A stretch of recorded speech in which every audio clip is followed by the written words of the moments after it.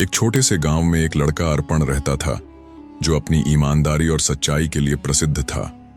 बचपन से ही उसके माता पिता ने उसे सिखाया था कि जीवन में सबसे बड़ी ताकत सत्य और ईमानदारी होती है। अर्पण ने हमेशा यही सिद्धांत अपनाया और गांव के लोग उसकी प्रशंसा करते थे। एक दिन गांव के प्रधान ने घोषणा की कि गांव में एक अनमोल खजाना छिपा हुआ है।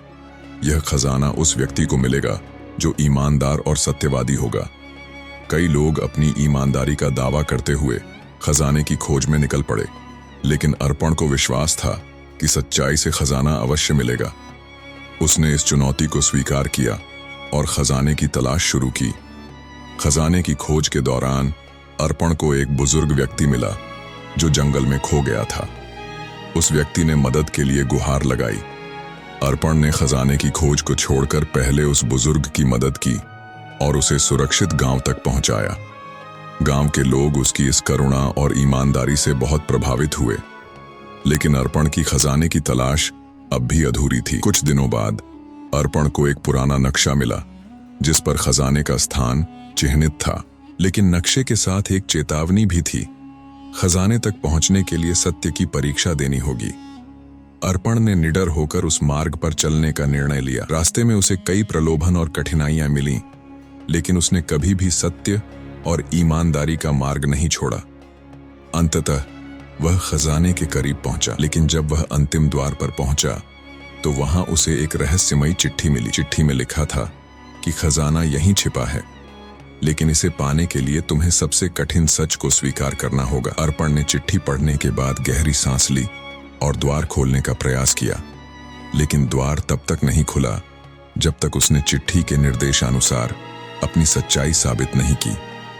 द्वार के पास एक दर्पण रखा था और उसके नीचे लिखा था, सच्चा इंसान वह है जो खुद से झूठ न बोले। अर्पण ने खुद को दर्पण में देखा और अपने मन में पूछा, क्या मैंने अपने जीवन में कभी किसी से झूठ बोला है? उसकी आंखों के सामने उसके बचपन की एक घटना आ गई। उसने अपने दोस्त अर्जुन से एक बार झूठ बोला था कि उसकी किताब खो गई है, जबकि असल में वह किताब उसने गलती से फाड़ दी थी। यह सोचते ही अर्पण के मन में पछतावा जाग उठा। उसने दिल से माफी मांगी और तय किया कि अब वह इस सच को स्वीकार करेगा। जैसे ही उसने सच स्वीकार किया, दर्पण चमक उठा और द्वार धीरे धीरे खुल गया।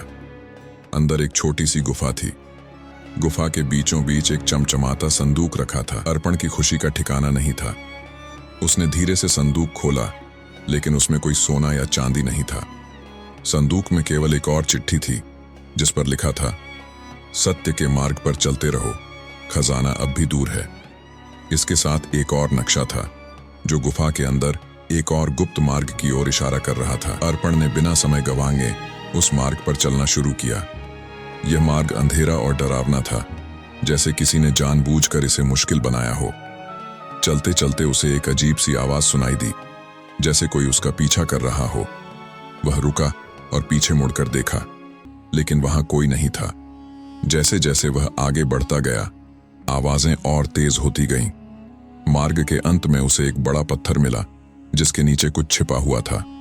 अर्पण ने पत्थर को हटाने की कोशिश की, लेकिन वह बहुत भारी था। तभी उसे एहसास हुआ कि पत्थर को हटाने के लिए उसे किसी और की मदद की जरूरत होगी, लेकिन गुफा में वह अकेला था। सवाल यह था, क्या उसे यहाँ कोई मिलेगा या उसे मदद के बिना ही आगे बढ़ना होगा?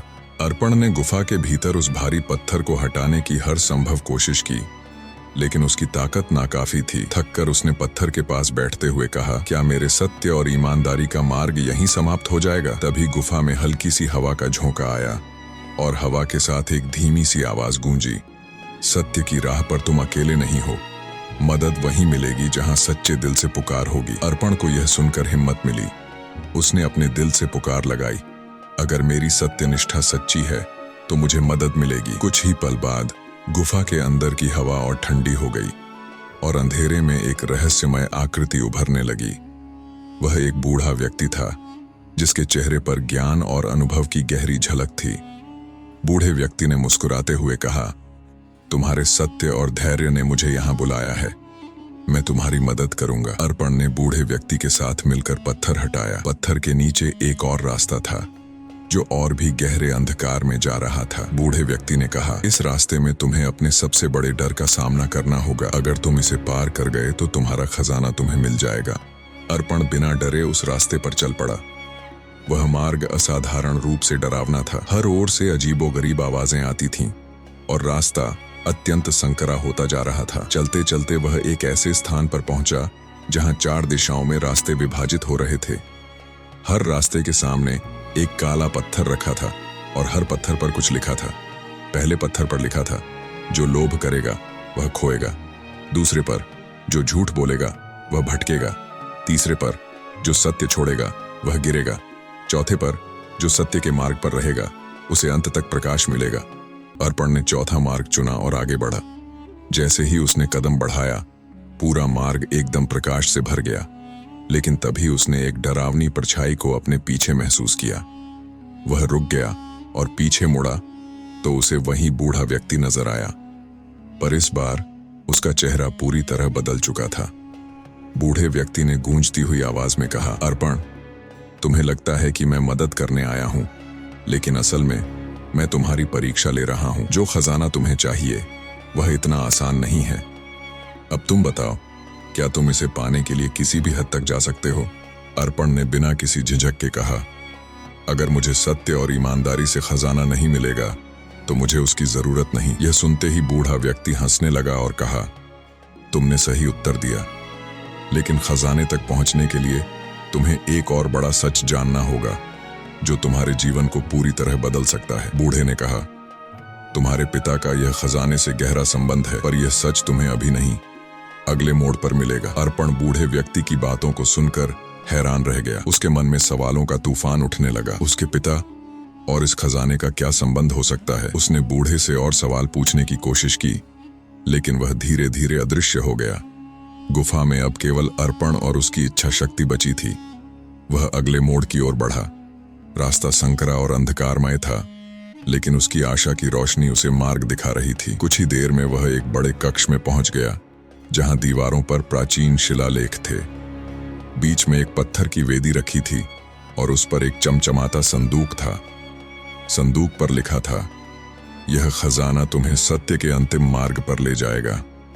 इसे खोलने से पहले अपने दिल की सच्चाई को स्वीकार करो। अर्पण ने साहस जुटाकर संदूक खोला। भीतर केवल एक पुरानी किताब थी जिसमें उसके पिता का नाम लिखा था। किताब के साथ एक चिट्ठी भी थी। अर्पण ने चिट्ठी को पढ़ना शुरू किया। प्रिय अर्पण, अगर तुम यह चिट्ठी पढ़ रहे हो तो इसका मतलब है कि तुमने सत्य और ईमानदारी का मार्ग चुना है।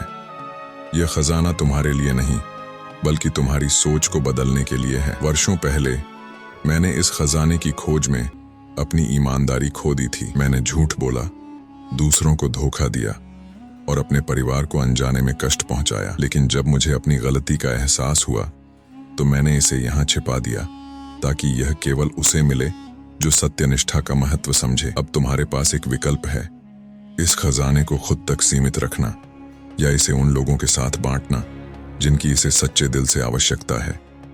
अर्पण की आंखों में आंसू आ गए। उसने महसूस किया कि असली खजाना कोई सोना चांदी नहीं, बल्कि सत्य, ईमानदारी और करुणा है।